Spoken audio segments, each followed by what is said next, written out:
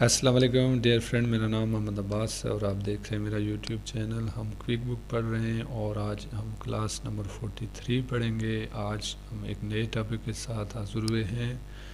आज का जो हमारा टॉपिक है वो ये है कि व्हाट इज़ एन इनवॉइस। एक इनवॉइस क्या है, टाइप ऑफ इनवॉइसेस, इनवॉइसें कितनी किस्म की हैं और इनका बिज़नेस में क्या रोल है, ये कहाँ बनती हैं, कब बनती हैं। ये तकरीबन 9 तरह की इनवॉइसें हैं जो बिज़नेस टू बिज़नेस वेरी करती हैं। तो एक इनवॉइस जो क्विक बुक में बड़ी इम्पॉर्टेंट रखती है जिस तरह बिज़नेस में, तो इनको हम आगे चल के बारी बारी इनका फॉर्मेट देखेंगे और इनको बनाना सीखेंगे। तो आज हम इनकी एक ओवरऑल जर्नल सी एक डेफिनेशन कर लेते हैं कि ये इनवॉइसें कौन से बिज़नेस में बनती हैं, किस किस तरह।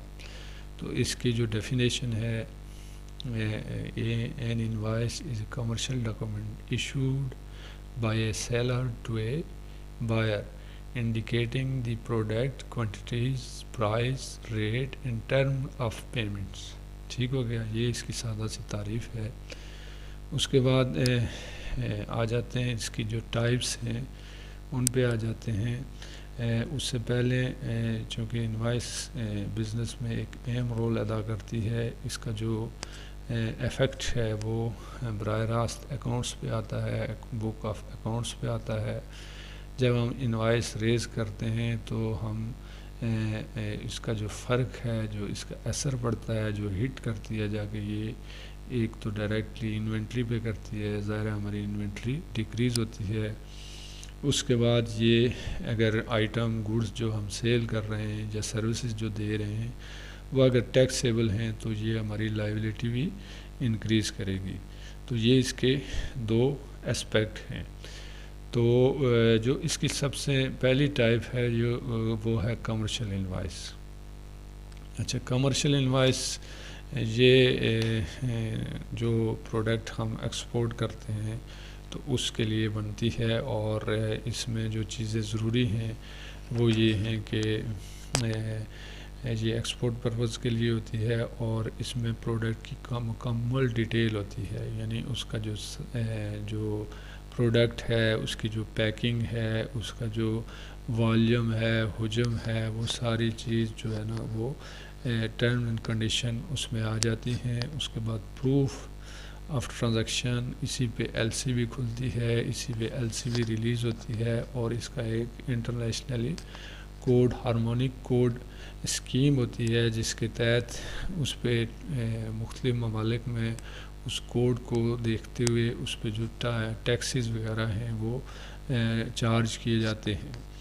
तो इसकी आगे जाके हम इसकी जो फॉर्मेट वगैरह है वो भी देखेंगे। तो जो दूसरी टाइप है वो है यूटिलिटी इनवॉइस।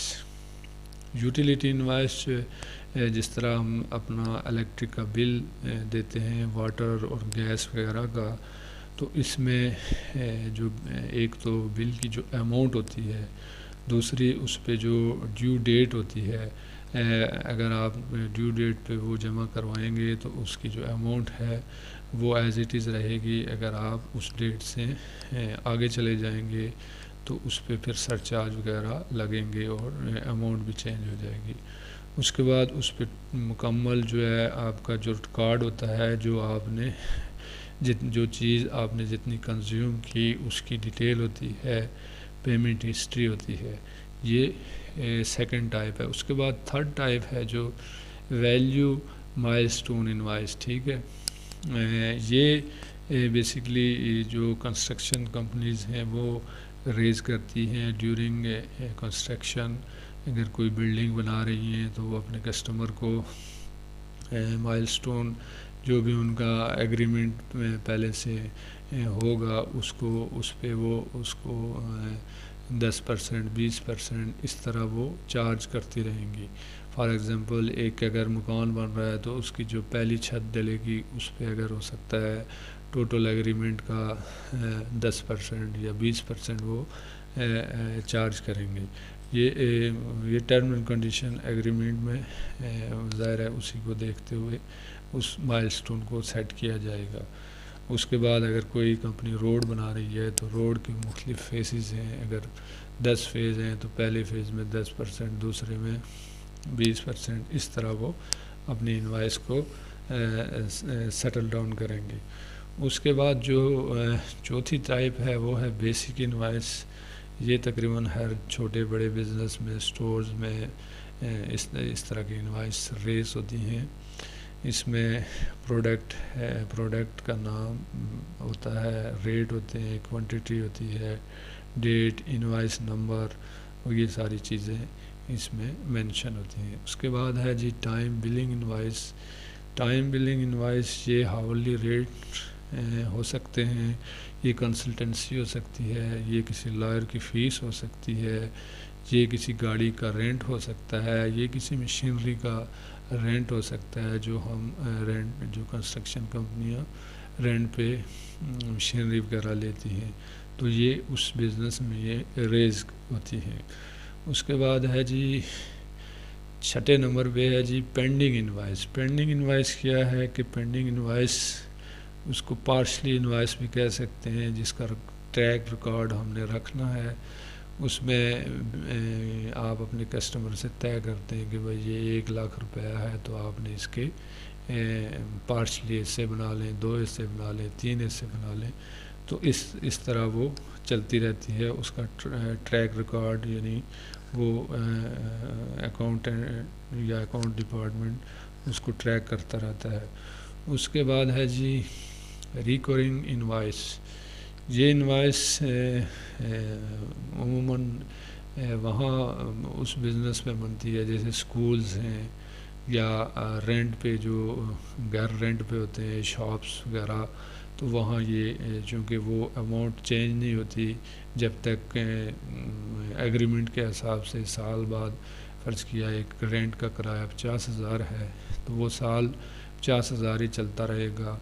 या एक बच्चे की फ़ीस अगर नर्सरी में है वो, तो उसकी अगर 2,000 है तो वो साल या 6 महीने हो सकता है कि वो 2,000 ही चलता रहेगा। तो इसको रिकरिंग इनवाइस कहते हैं। उसके बाद है जी 8वें नंबर पे क्रेडिट इनवाइस। इसको क्रेडिट नोट भी कह सकते हैं, और इसी तरह डेबिट इनवाइस, डेबिट नोट। ये क्या है? ये क्रेडिट जब हम अपने कस्टमर को कोई प्रोडक्ट या कोई गुड्स बेचते हैं तो उसमें हम उसको डिस्काउंट भी दे सकते हैं।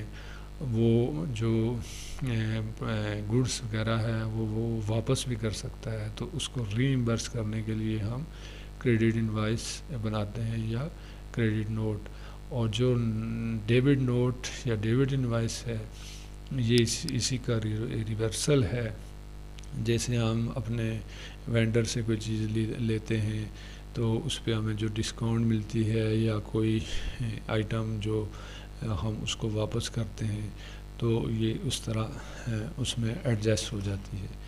तो ये थी आज की क्लास। अगर वीडियो अच्छी लगी है तो चैनल को सब्सक्राइब कर दें, चूँकि मेरे जो इस वक्त चैनल पे जो व्यूज़ हैं वो तकरीबन 30,000 हैं, लेकिन जो सब्सक्राइबर हैं वो बहुत कम हैं। तो आपसे गुजारिश है, रिक्वेस्ट है कि अगर वीडियो अच्छी लगी है तो चैनल को सब्सक्राइब कर दें, वीडियो को लाइक और शेयर कर दें।